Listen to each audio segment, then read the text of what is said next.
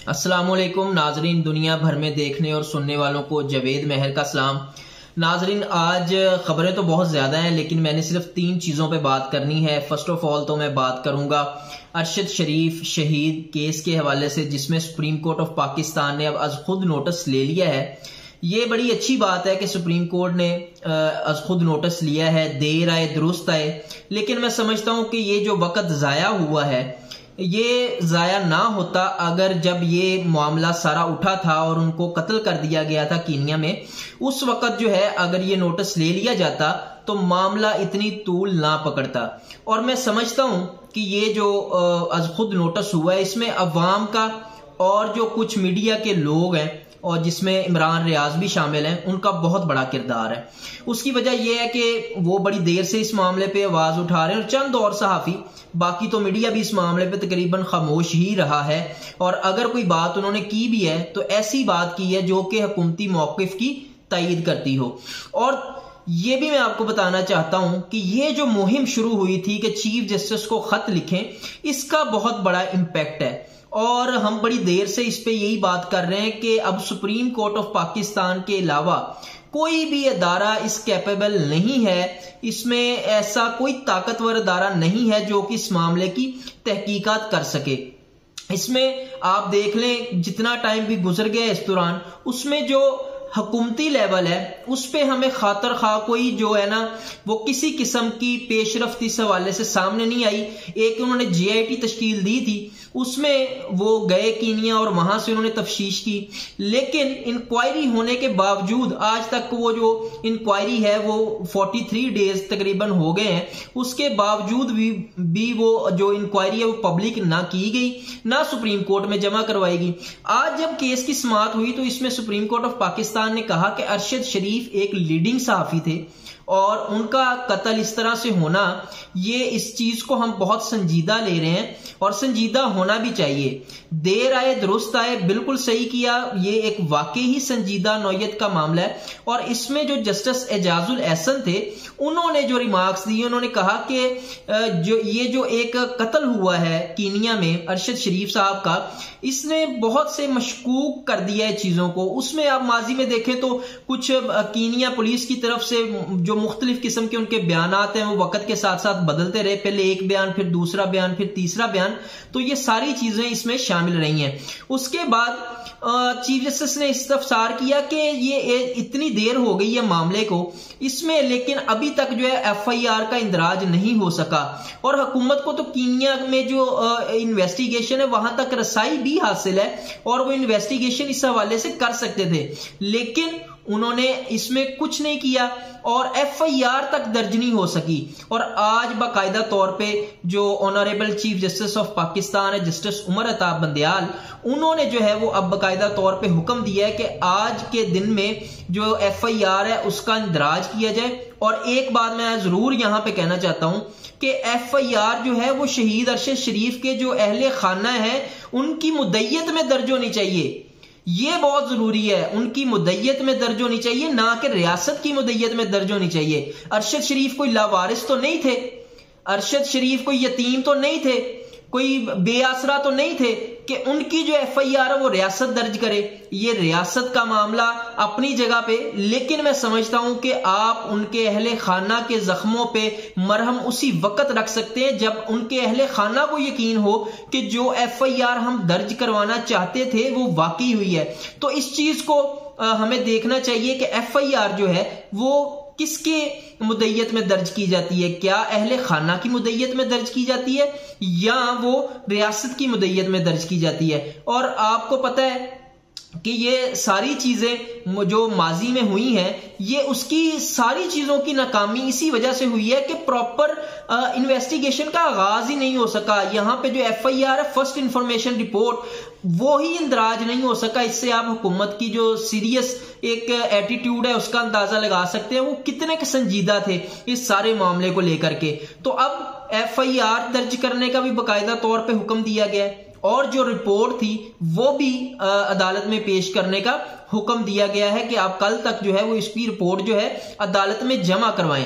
और इसमें एक चीज बड़ी अहम है जो मैं बताना चाहूंगा, जब ये सारी समाअत चल रही थी तो इसमें चीफ जस्टिस ने बड़े शानदार रिमार्क्स दिए और उन्होंने इस्तफसार किया एडिशनल अटॉर्नी जनरल से कि क्या वजारत दाखिला इस रिपोर्ट को तब्दील करना चाहती है, जो रिपोर्ट अभी तक जमा नहीं करवाएगी, ना वो सामने आई, और पोस्टमार्टम की जो डॉक्टर्स की रिपोर्ट थी उसको भी गैर तसल्ली बख्श करार दिया।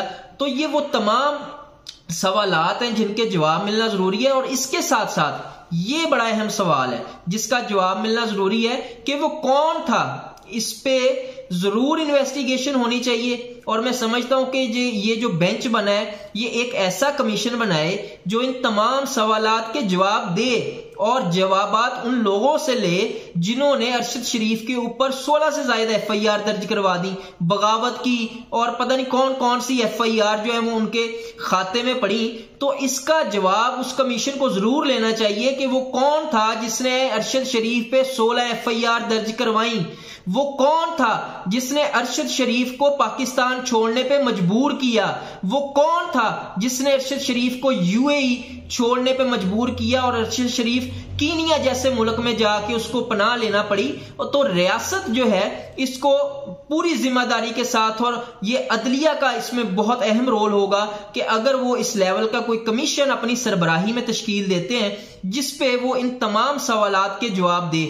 और बहुत जरूरी है, कौम को हकायक का पता चलना चाहिए कि वो कौन था जिसने ये सारे काम किए और जिसका नतीजा अरशद शरीफ ने अपनी जान की कुर्बानी दे के अदा किया। ये सबसे अहम सवाल है। इसके बगैर मैं समझता हूं कि अगर ये सवालात के जवाबात कौम को नहीं मिलते तो फिर मैं समझता हूं कि ये जो उम्मीदें हैं कि जनाब साफ और शफाफ इंसाफ होता हुआ नजर आएगा, इसमें वो एक सवालिया निशान उस पे खड़ा कर देगा।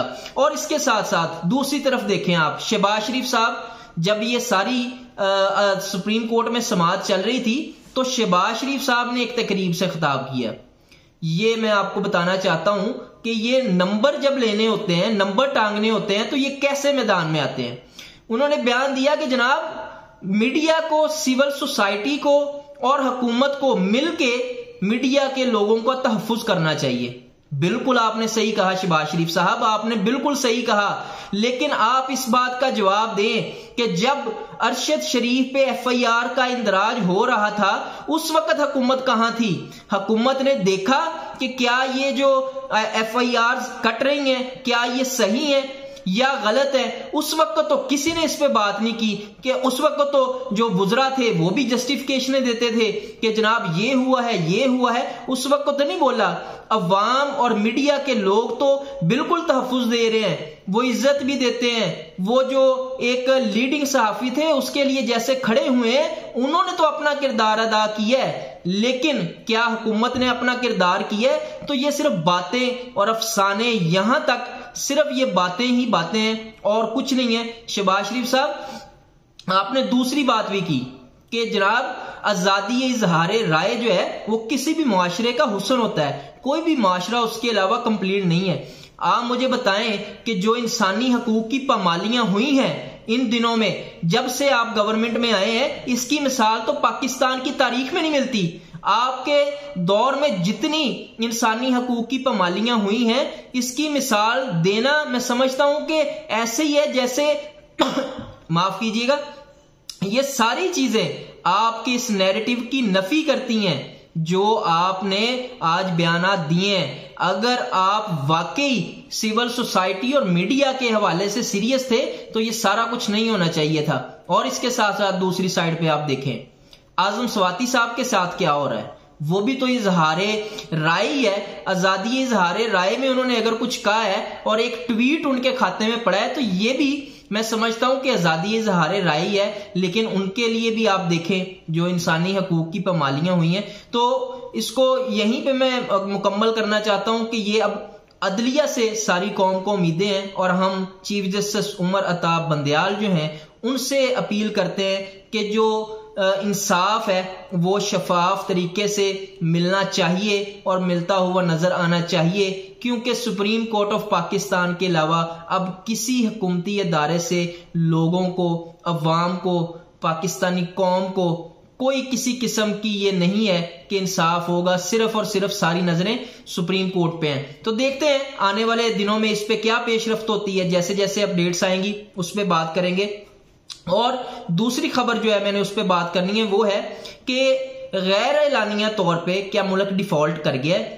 ये सबसे बड़ा सवालिया निशान है। डिफॉल्ट में क्या चीज है? आप ये देखें कि जो ये डिफॉल्ट कह रहे हैं कि नहीं हुआ, इसमें आप देखें डॉलर कहां पे पहुंच गया है, महंगाई की शरह 27% से ऊपर चली गई है। एलसीज जो है प्राइवेट अदारे, उनको माल इंपोर्ट करने के लिए एलसीज नहीं उनकी ओपन हो रही, उनका जनाब मुईशत नीचे जा रही है, रेमिटेंसेस कम हो रहे हैं, ज़र मुबादला के ज़खायर कम हो रहे हैं, लेकिन कह रहे हैं कि जी डिफॉल्ट नहीं हुआ। यहां तक कि जनाब ये कह दिया गया है कि जो दफाई उनके ऊपर जो है वो पेशगी जो है वो जो इजाजत लेनी पड़ेगी वजारत खजाना से। तो ये साइन क्या है? ये वो ही साइन है कि मुल्क गैर एलानिया तौर पे डिफॉल्ट कर चुका है, और इसका एक ही तरीका है, साफ और शफाफ इलेक्शन। क्योंकि जब तक आपके मुल्क में सियासी इस्तेहकाम नहीं आएगा, मुआशी इस्तेहकाम का तस्वुर जो करना है वो बिल्कुल गलत है। क्योंकि मुआशी इस्तेहकाम उसी सूरत में मुमकिन है जब मुल्क में सियासी इस्तेहकाम आता है। तो ये तमाम चीजें जो अब हो रही हैं, लेकिन गवर्नमेंट, पीडीएम की गवर्नमेंट, इसको सिर्फ एक चीज पे पड़ी है, हमने अपना टेन्योर कैसे कंप्लीट करना है। मुल्क जाए बाढ़ में, कौम जिधर मर्जी जाए, खवार होती फिरे, महंगाई में मर जाए, पिस जाए, कौम तो वैसे भी मरी पड़ी है। जितनी महंगाई हो चुकी है लोगों का गुजारा नहीं हो रहा। अभी आप कभी मार्केट में जाके देखें, आपको पता लग जाएगा। और यहां पे मैं ये भी बात करना चाहूंगा, ये जो बिकाऊ मीडिया, लफाफा जर्नलिज्म, ये जो इमरान खान साहब के दौर में मार्केटों में चले जाते थे माइक लेके, जनाब बताएं आलू का रेट क्या है, प्याज का रेट क्या है, अब ये मीडिया किधर है? ये मीडिया को अब बताना चाहिए, जाना चाहिए, मंडियों में जाके बताएं, अब लोगों को पता चले कि आप वाकई हकीकत में सहाफत और जो है वो जर्नलिज्म कर रहे हैं, ना कि किसी पार्टी के आप जो है वो गुलाम बने हुए हैं। तो ये सारी चीजें अपनी जगह पे 95% जो मीडिया है ये बकायदा तौर पे अब जो है वो इस चीज को नहीं बताता। सिर्फ 5% मीडिया पाकिस्तान में ऐसा है जो कि इस चीज पे आवाज उठा रहा है। तो ये भी मीडिया के किरदार पे एक सवालिया निशान है। और लास्ट पे हुकूमत की तरफ से आजकल एक और ढिंडोरा पीटा जा रहा है कि रूस से सस्ता तेल मिल गया हमें। जनाब आपको 8 माह हो गए गवर्नमेंट में आए हुए, आप तो उस वक्त कहते थे कि रूस तो राजी नहीं है हमें सस्ता तेल देने पे।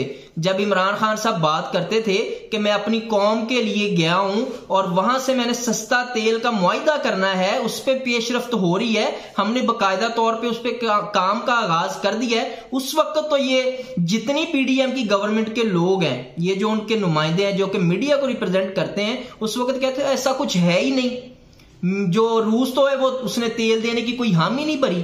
तो अब जनाब मुसद्दिक मलिक साहब हमें आके बताते हैं कि जनाब ये कौम के लिए खुशखबरी है।